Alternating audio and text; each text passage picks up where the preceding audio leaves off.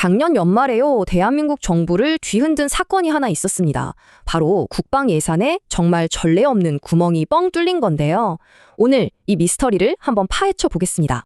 자, 이 숫자 1조 8천억 원. 이게 바로 작년 말에 지급이 안 된 말 그대로 펑크가 나버린 우리 국방 예산입니다.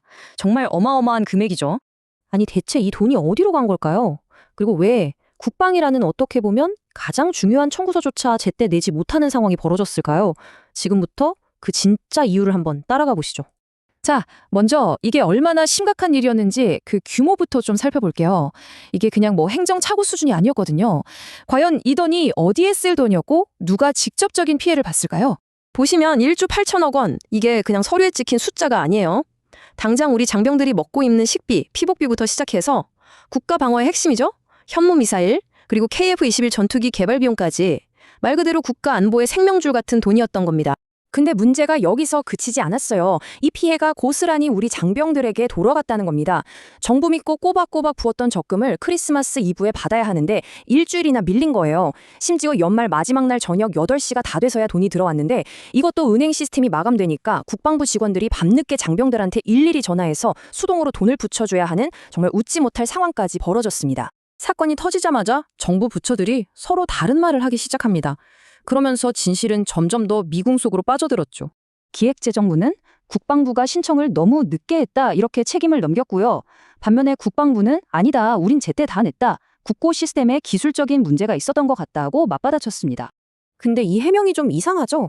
만약에 진짜 시스템 오류였다면 왜 다른 부처는 다 괜찮고 국방부만 딱 찍어서 문제가 생겼을까요? 바로 이 의문점 때문에 기자들이 더 깊이 파고들기 시작했습니다. 자, 그럼 진짜 원인은 뭐였을까요? 취재가 계속되면서 드디어 정부의 해명 뒤에 감춰져 있던 좀 불편한 진실이 모습을 드러내기 시작합니다. 네, 드러난 진실은 생각보다 단순했습니다. 하지만 그래서 더 충격적이었죠. 바로 나라 금고, 그러니까 국고에 일시적으로 현금이 바닥났던 겁니다. 그 증거가 바로 이 숫자입니다. 5조 원. 이게 정부가 돈이 부족해서 12월 딱 한 달 동안에만 한국은행에서 급하게 빌린 돈이에요. 이걸 보통 마통, 그러니까 마이너스 통장이라고 부르는데요. 쉽게 말해서 정부가 월급날, 그러니까 세금 거치는 날은 아직 멀었는데 당장 돈 쓸 때는 많을 때 한국은행에 만들어둔 비상금 통장에서 돈을 빼서 쓰는 거라고 보시면 됩니다. 근데 그 규모가 정말 상상을 초월해요. 작년 한 해 동안 정부가 이런 식으로 마통에서 빌려 쓴 돈이 총 164조 5천억 원. 이거 역대 두 번째로 많은 금액입니다. 당연히 공짜가 아니죠. 이 돈 빌려 쓰느라 낸 이자만 해도 무려 1,580억 원이 넘어요. 전부 다 우리 세금으로 나간 겁니다. 자, 이제 이 사건의 가장 핵심적인 논란으로 들어가 보겠습니다. 바로 이 사태를 두고 정부가 공식적으로 내놓은 설명과 내부자들의 말이 완전히 달랐다는 점입니다. 공식적으로는 이랬습니다. 기획재정부랑 여당에서는 이거 연말에 돈 달라는 데가 몰리다 보면 흔히 일어날 수 있는 그냥 통상적인 일이다, 이렇게 선을 그으려고 했죠. 하지만 물밑에서는 전혀 다른 얘기가 나왔습니다. 한 국방부 고위 관계자가 익명으로 이런 말을 했어요. 내가 20년 넘게 공무원 생활했지만 국방비가 지급 안 된 건 이번이 처음이다. 이건 통상적인 일이 아니라 정말 충격적인 사건이라는 거죠. 그럼 누구 말이 맞는 걸까요? 여기서 아주 중요한 사실이 하나 있습니다. 과거에 세금이 덜 거쳐서 나라 살림이 훨씬 더 어려웠던 해에도 국방비 지급이 밀린 적은 단 한 번도 없었다는 거예요. 오히려 재정이 상대적으로 괜찮았다고 평가받던 작년에 이런 일이 터졌다는 건 이게 통상적인 절차라는 정부의 주장을 믿기 어렵게 만드는 대목이죠.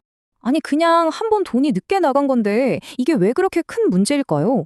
그건 바로 이 사건이 어쩌면 우리 경제에 더 깊고 구조적인 문제를 보여주는 신호일 수 있기 때문입니다. 전문가들은 이게 그냥 한 번 지나가는 해프닝이 아닐 수 있다고 경고하고 있어요. 정부의 수입, 그러니까 세금과 지출 사이에 뭔가 구조적인 불균형이 생기기 시작했다는 위험 신호일 수 있다는 거죠. 이런 식으로 계속 마통에 의존하는 건 지속 가능하지도 않고요. 만약 이런 일이 반복되면 국가의 신용도, 그러니까 다른 나라들이 우리나라를 믿고 돈을 빌려줄 때 보는 신용 등급까지 떨어질 수 있는 문제입니다. 자국의 국방비조차 제때 지불할 여력이 없다면 이건 과연 한 나라의 안보에 어떤 의미를 가질까요? 이 질문은 재정 건전성이라는 문제가 국가 안보와 얼마나 직접적으로 연결되어 있는지를 우리에게 보여주고 있습니다. 그리고 지금 대한민국이 바로 이 어려운 질문에 직면해 있습니다.